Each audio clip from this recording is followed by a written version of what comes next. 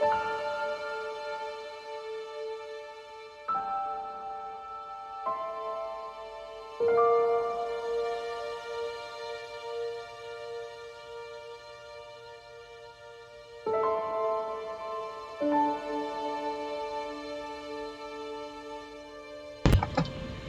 guys, just want to say I didn't have a refrigerator, and I really did have one.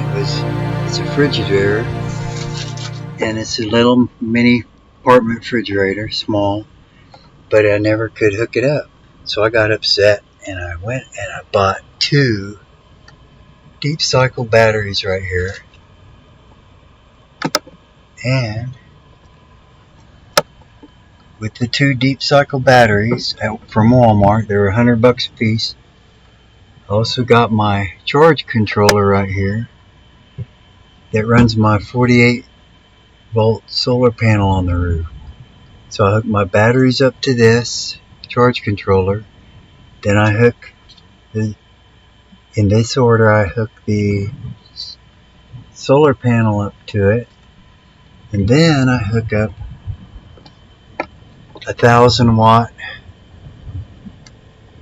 AC/DC inverter. It's an inverter, 1,000-watt. These cost around $123 or more.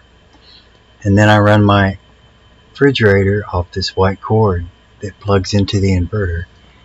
And I have a voltmeter right here.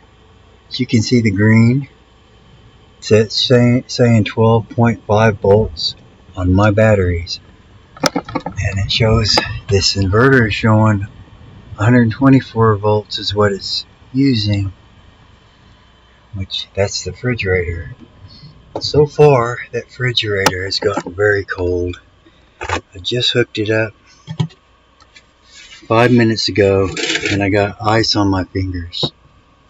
Alright, and this thing's going to keep running and keep running.